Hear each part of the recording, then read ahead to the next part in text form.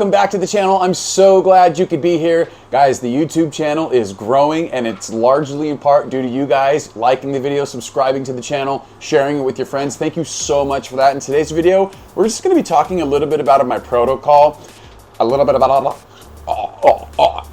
I need to pop in an upper lipper, upper decky, zinny, zin, zin, zin. How's your mom doing? Because clearly I'm just mumbling and fumbling my words here. Today's video, guys, we're going to give you a little bit of an inside look at a conversation that I had with one of my most recent clients. I had 2 dogs. If you watched any of my previous videos, it's a 2-dog household. Tank and Poe, a couple of huskies, a couple of wild children. Just sent them home. And gonna give you a little bit of an inside look and basically run you guys through the first conversation I have with the individual when they come back after the 3rd week of the program. Now, mind you, I have my clients come back midweek as well, but this is something that I feel is really important. And look, man, everything that I do, by the way, for those of you that don't know who I am, I'm a professional dog trainer of about 8 years. I've been doing this for 8 years. I've already said that. Hey, this is Rosie right here. If you don't know her, Rosie's the whole reason why you're even watching these videos. And here at TFE TV, we're here to help you guys become better pet dog owners by giving you basic, simple, fundamental, and practical insight on what we do and why we believe it's beneficial. In any case, little context of the video. I'm just meeting up with Homegirl after a 3-week program, and I'm having a very important conversation with her. And you're gonna get an inside look at how I like to do my thing, and if you find value in it, do it. If you're a dog trainer watching these videos, take it. I do not care, because I believe that everything that I do is for the benefit of the dog and for the people. That's my entire mission. That's the reason why I continue to be successful. But I do want to thank you guys for watching the videos. I hope you do get value out of them. And if that is the case, all I'm asking, completely free, to take all this information and to utilize it yourself. My channel is free. The only thing it does cost is a thumbs up and maybe even ring the bell so you don't miss any future videos. All right, I appreciate you guys so much. The channel's growing. I love having this new audience to tap into, to build community here. Let me know who you are in the comments. If you're watching the videos, if you're taking from the videos, I do not care that you're taking the content and using it. That's why I'm making the content. I'm Captain Chad. That's Rosie, the Tasmanian Devil Pig of the Century. Like and subscribe, ring the bell, toodle pip, enjoy the video. All right, so back in the day when I used to link up with folks after a board and train program, I used to be more strict and stiff on what type of interaction was going to occur. Namely because, I had been working on the dogs being calm when they see people. But then I realized, you know what? It kind of sucks to take away that moment. Someone hasn't seen their dogs in 3 freaking weeks. So these days, for the past couple of years, I'm like, do what you're gonna do. Say hello, be excited. But just to talk about a basic principle or sort of like a daily practice per se.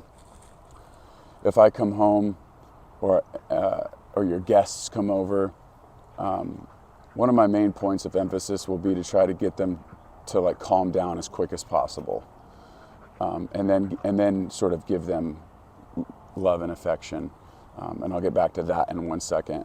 But there's just 3 main things that people would typically do, namely, high pitch, very high level excitement, and that's the type of thing that's gonna sort of play into what we're not trying to do, which is have dogs that lose their mind when they see you.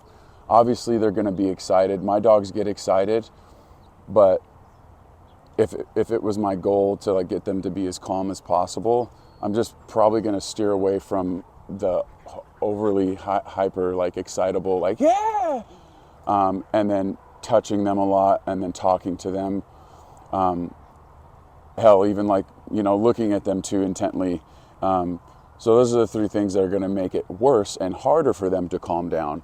So generally speaking, I'll think about those 3 things, and particularly my guests, because unfortunately a lot of the time people have a hard time even respecting, if you tell your friends, hey, I'm trying to work on this, some friends will just not listen to you.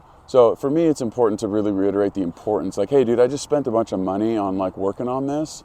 could you just not do that? Like, and most reasonable people will be like, okay, let's work on that. And then it's called earned affection, right? So they would effectively be earning the light petting and the calm voice. Because I always say this, man, you can give a dog an equal or even a greater amount of affection and love without losing your mind. That's true. You know what I'm saying? Yeah. So when I give my dogs love after being away for a while, it's like, what's up? Hey, pig. Good to see you, man. Fuck, I missed you so much. You could talk in that. It's just a different tonality. Right. That's, because dogs, they're a reflection of us, you know, and they're going to do what's called mirroring energy. And I think, you know, with your particular, you know, Poe and Tank, that they're already, you know, pretty excitable dogs, you know? So just like, hi, good job. Hey, Poe. This is my girl, by the way.